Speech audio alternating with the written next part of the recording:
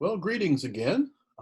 In the next few minutes, I want to just do a little overview around the book Hero Maker by Dave Ferguson. Some of you may have read the book Exponential, which was written about 10 years or so before Hero Maker.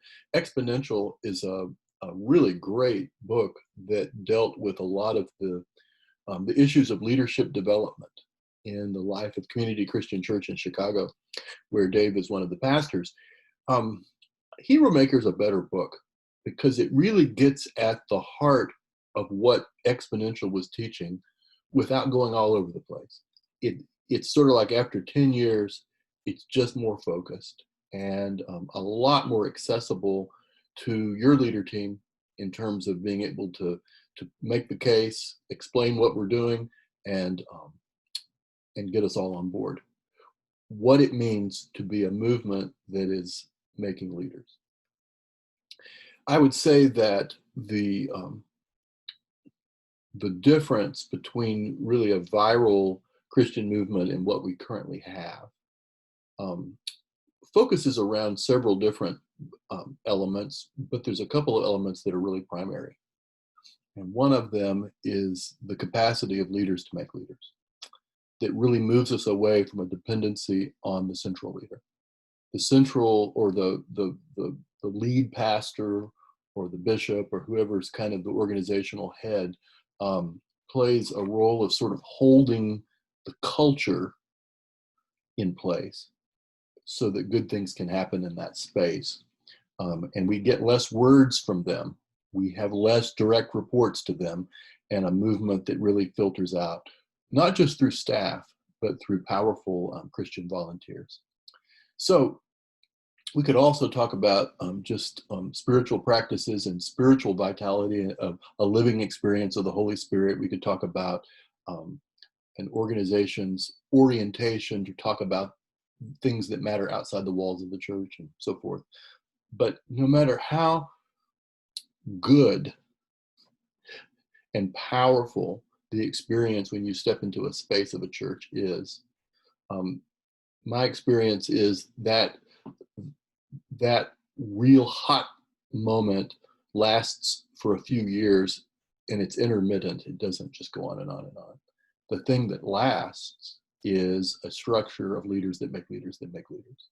And I think you could test that against the history of Methodism, and you probably would come out at that same place. So looking at Hero Maker, we're not going to summarize the whole book. You need to read it. I'm going to look at some ideas from the book that I think are relevant to this conversation, but there's so much more than what we're going to go into here. Behind this book, there's an idea that I want to just throw out here, that there's really 5 levels of what we might call multiplication capacity. Most of our churches in Methodism are in levels 1 and 2. It's real easy. Basically, level 2 is plateau. It's sort of you're holding even and you're getting older. Your money is holding, attendance may be holding, but you're getting older.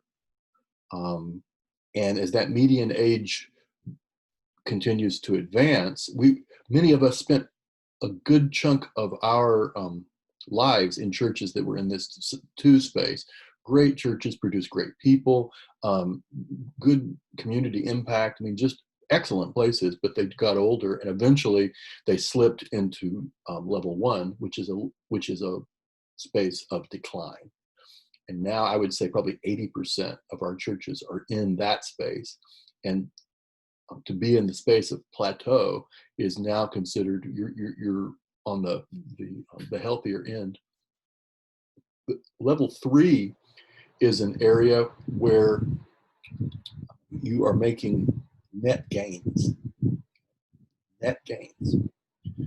So you think about the church or the annual conference that had the motto, 1 more and 94.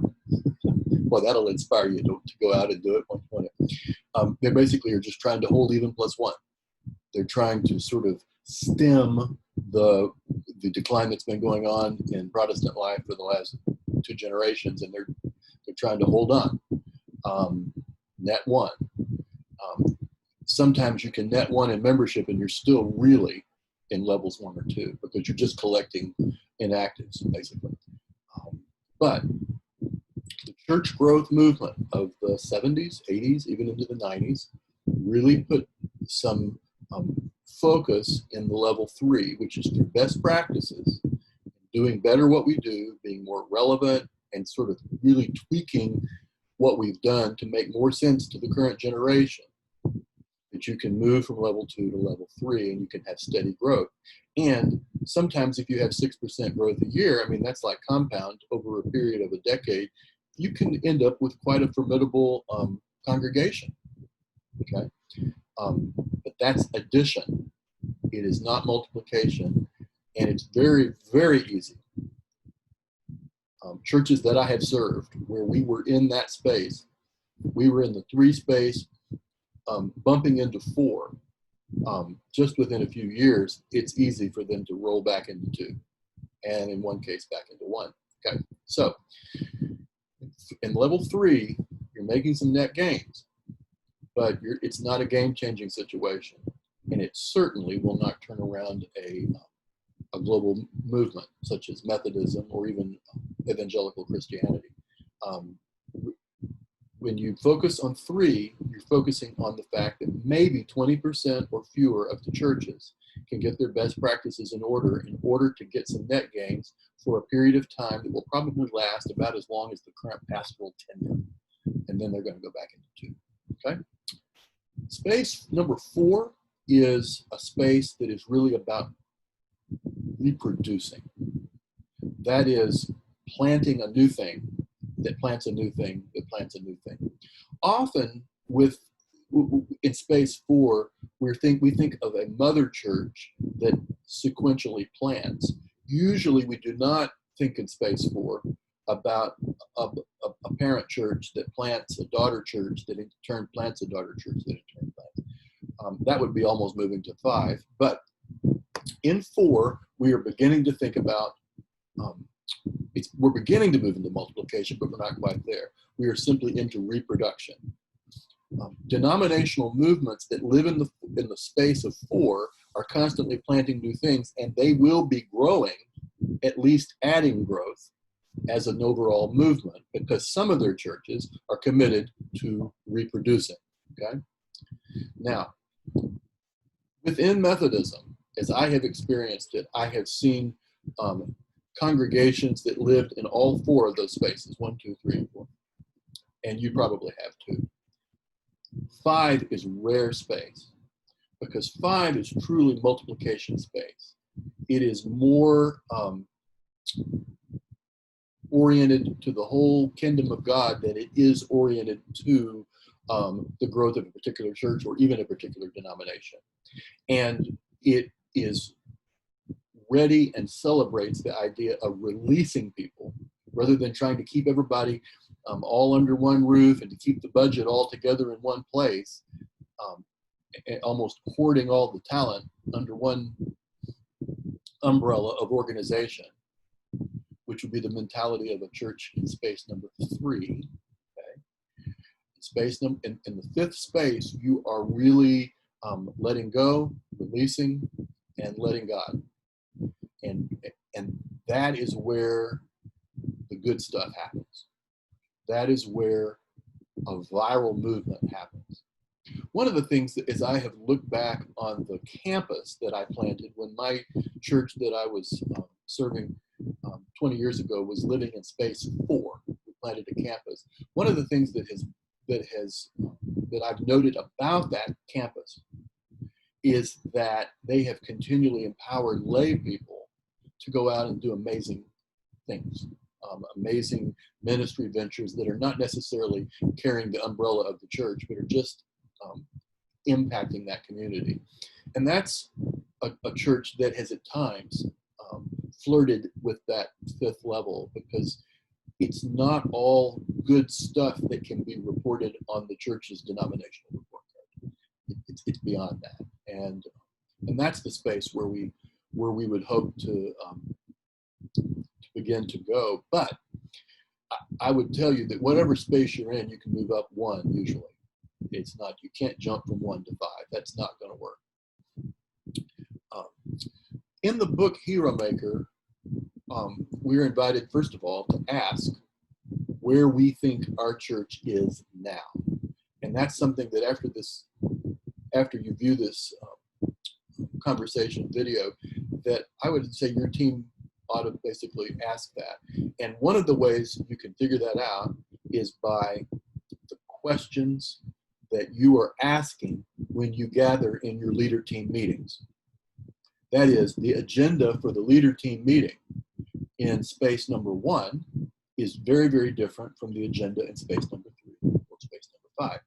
And so one of the things I liked about the book was it suggested what some of those questions are. So if you're a little fuzzy in terms of where exactly your church is now, let me help you. If you are a level 1 church, when your folks meet, here are some of the questions that are on people's minds and maybe on the agenda. How do I keep leading this ministry when no one volunteers to help? Okay. How do I keep from being discouraged when we're not getting the same results we used to get? How can we best honor the legacies of those who are moving or passing away? How could we simplify or consolidate since we don't presently have enough volunteers? Okay. How can we trim costs to pay bills and to stay afloat financially? Now, granted, there's a lot of churches asking that this year and next year because we're living in a very unusual year with the pandemic. But if those questions remain into 2022, you got a clue there that your church is probably moving into a declining space. Okay, so these are the questions that dominate a church that is in decline. If your church is in decline, you are not in a position to be multiplying ministry. I want to say that again. If your church is in decline, you need to renew that church before you start trying to multiply ministry. For a declining church to multiply ministry, it will be painful. And it will rarely produce a good result. And when it does, sometimes in so doing, the mother church will be significantly damaged. Okay, let's look at a plateauing church. What are some of the questions that people like to ask, or at least they're on their minds when they gather for meetings around the leadership table in the plateauing church? How can I train someone to take my place so that this ministry will keep going when I'm gone? Or how can I pass the baton? Because I don't want to keep doing this for 10 more years, whatever this is. Okay? How can we maintain past participation levels for church work days to spruce up the property? Or for whatever other traditional mission project or special community dinner where we sell turkeys.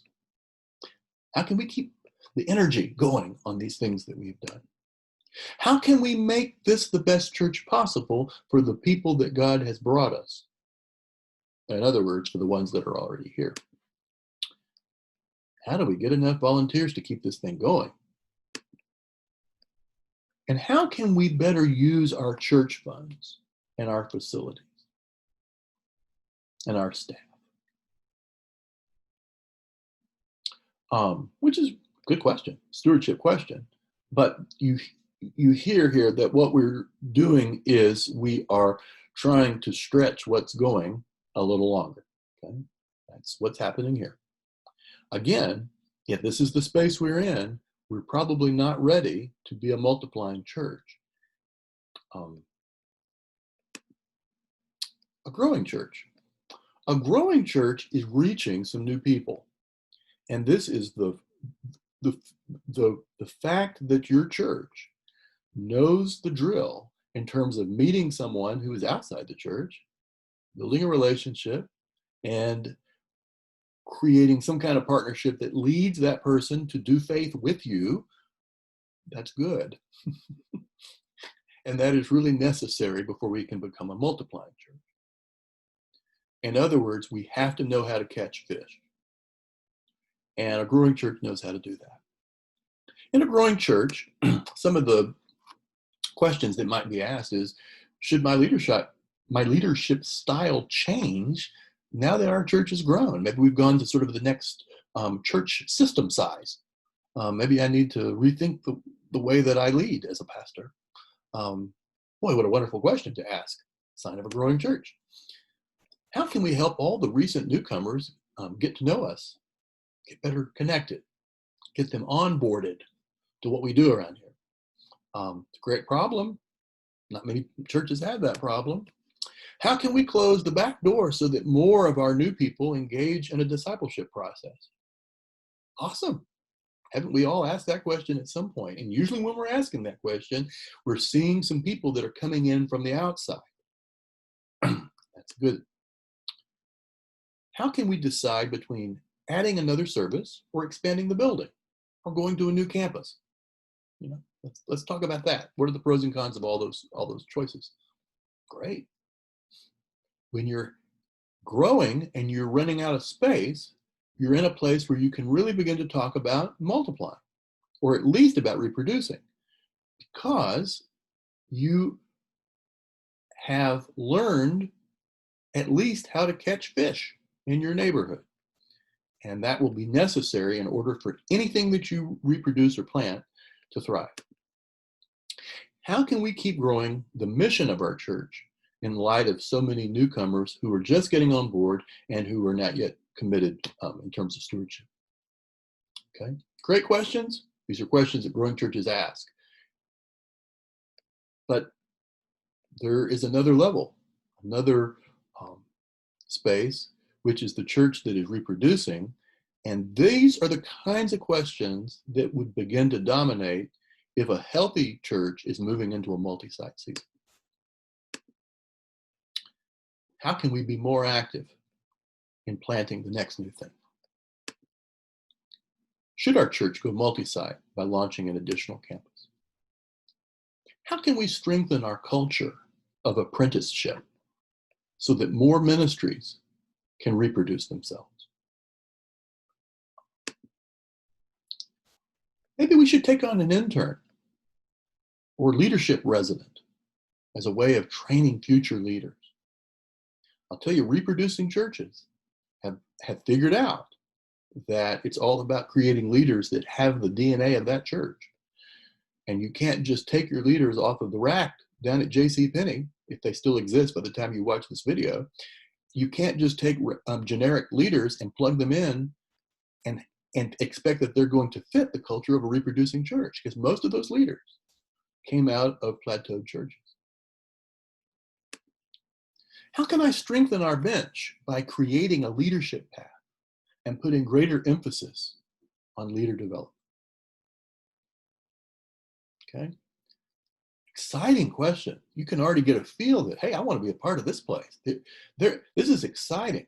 This church that's asking these questions, I can almost guarantee you, when you get into a room, a physical room, and they worship, it's great. This church is alive. This church is connecting with its community. This church is starting new stuff, and it's now asking, what's next? And it's trying to think smart about how it can keep going this spirit of expansion and energy that it's currently having. These are the questions that will dominate probably some of the healthiest leadership team meetings in Methodist congregations. Now, the next set of questions are really different, but we're going to go look there. This is the multiplying church. Chances are none of us watching this video have been a part of this church. But here's some of the questions, and every now and then we may have stumbled onto one or two of them. How do I carve out time to disciple 6 or so people who will go on to disciple others? Now, you may have thought about that. But what if every leader was thinking about that? If church planting is the best way to reach new people, then how can we get involved planting a church or a campus or a ministry that will in turn plant the next thing? that will in turn plant the next thing. How can we do that?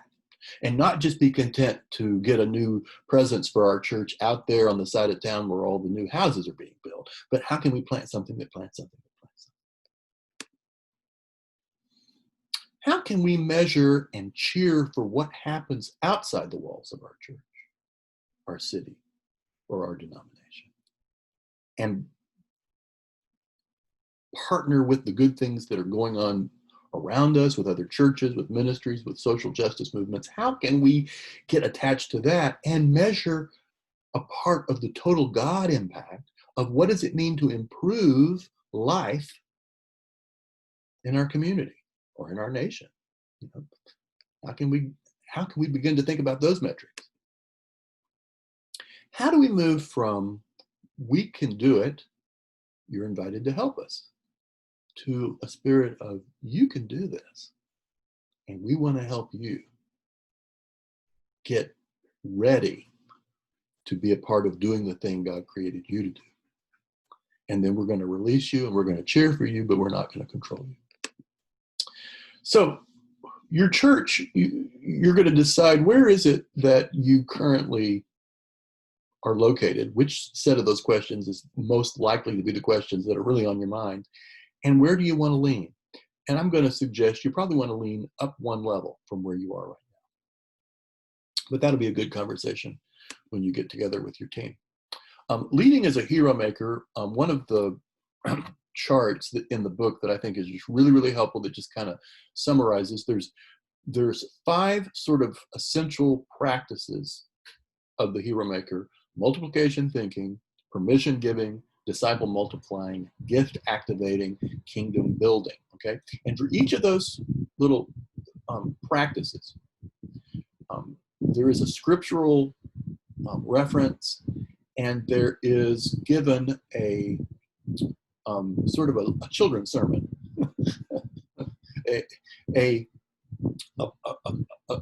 an application idea that you can take away that sort of helps you to remember that practice and that principle. Okay, so as you read, you're going to learn about the dream napkin, the I see and you conversation, 5 steps of apprenticing, the whole idea of commissioning, and moving to a simple scoreboard that basically stops worrying about a lot of the metrics that we busy ourselves with. So those tools will be important parts of understanding the practices. Okay, and I invite you to get your brain around all 5, because I would like for your team to decide which 2 of these practices seem really worthy of our attention at our church as something we need to develop now. And that'll be a different answer everywhere. And you can take them in sequentially, or you could just bite off a couple of them. But they may be areas where you're already feeling like you're not just starting from scratch, but there is some activity or habits that are already ongoing that sort of live into this particular practice, and you want to just really make it stronger. I don't know. You all talk and decide. I would really like for you to pick 2 of those and make that a part of your agenda as a leadership team, especially as you move into becoming a level, moving toward becoming a level 4 church, which is going to reproduce. Those 5 shifts really are shifts that relate to ministry paradigms, the way that we lead, our role as ministry managers, moving from a control to a more permission-giving stance, to the core work. And this is an interesting thing, because I think there's been an awareness this year that the core work is not producing a worship service. It's making disciples, and we make disciples with or without worship services. I mean, I guess these things we broadcast are worship services, but they don't quite feel like that to me. They feel a little different, and they're not as good, I'll just tell you that, as being in the room and being in the fully immersive experience of being in a worship service. But our core work, obviously we don't produce worship services, we make disciples, but as we're making disciples, are we seeking to grow a community of disciples? Is that the core work we do? Or are we willing to shift toward growing leaders who can reproduce to grow many communities of disciples? That is a major shift that is put before us. The fourth shift is what they call the releasing attitude. The releasing attitude means basically, I'm no longer collecting people, I'm releasing people. You know, when I do a lot of work with church planters, and we talk about the early days of a church plant. It's people collection. I'm just collecting people. I collect enough people till I have a launch team, and I have collect enough people till I have some small groups, and then I collect enough groups until I can begin to launch a worship community. And I'm just constantly collecting allies who won't join the church, but who give me energy and connection and on in the community. I'm collecting. In the early days, I'm collecting, but as soon as not long into this, if I am going to have a viral movement, I'm also, as I collect people, I'm developing them and I'm releasing them. In some cases, I'm releasing them to start a ministry that I'm not going to micromanage. But in other cases, after a year or two with this, I'm releasing them to say, hey, you follow what God's wanting you to do and go and plant that church 500 miles. Take what you've learned. A releasing attitude is constantly, it's sending people out to be able to do somewhere else what there probably isn't room for everybody to do around here. Years ago, I was working with a Hispanic church in central Alabama in the city of Clanton. And that church ran about 60 people. And it would have always run about 60 people. Except they began to develop people and to release them and to send them to Mobile and to send them to Montgomery and Wetumpka and other places through South Alabama. And eventually there were like 8 or 10 places that had been planted by that church of 60 because they weren't just collecting people, they were releasing people. And it's funny, every time they would release 2 families to go over here and do this, they would grow back to 60. They would release a few to go over here and they would grow back. Well, eventually, as they were developing people, they actually grew beyond 60. They grew to like 90 or 100. And then one day they released 30 to go just down the road to plant a new thing.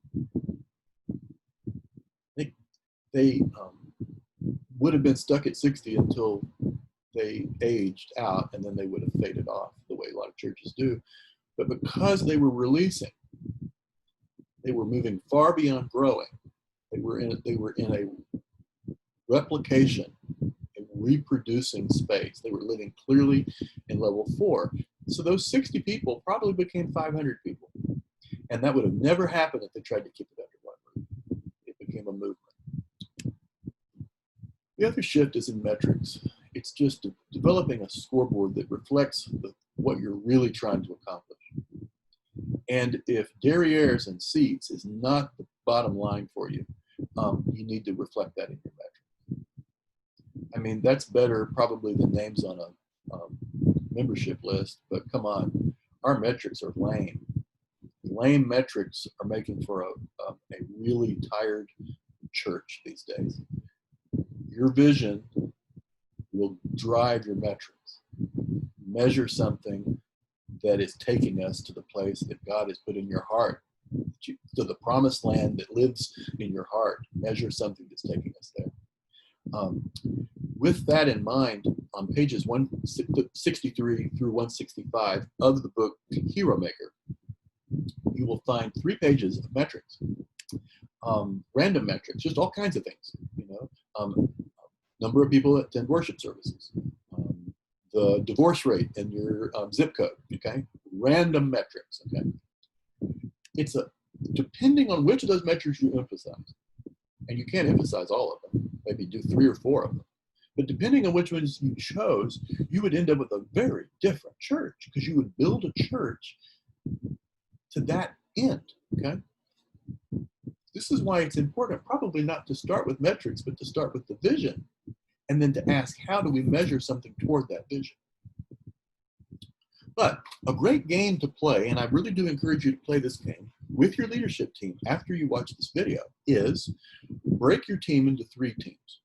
Okay, you may need to enlarge your team in order to do that, because you probably need a dozen people to get 3 or 4 teams. But each of the teams, assign them 3 or 4 of the metrics sort of randomly from that 3-page list. Just make sure each group has different metrics.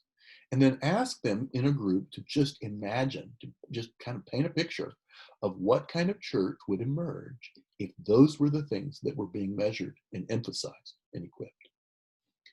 And then go around and let everybody share. And what you're going to discover is you just created some very different churches. Those churches, I'm going to assume, because it's coming out of one leader team, there's not significant theological difference in terms of what we believe about God, about Jesus, Bible, all that. There's not significant difference among any of the teams. But the vision is different, and the vision will be different. Churches are not generic. They are powerfully contextual, not only to the community, but they're contextual to what is the movement of the Spirit at this point in time in that community. And that's why we need lots of different metrics. The metric needs to really be tagged to the vision of what God is calling your church to do, which may be a very different thing than what any of the other churches are doing in your district. So have fun with that game. And then, not a game, after you do that, I really invite your team to pray about what are the metrics? What are the things you need to count and measure that are meaningful and are tracking toward the vision that your church has for making a difference in the world? All right, that's a little bit of an overview of some of the big ideas from Hero Maker. We did not get down in the weeds. You really will need to read the book, but I hope this is helpful, and I hope you have a great conversation with your team. Blessings to you, and we will see you again when we next gather on Tuesday.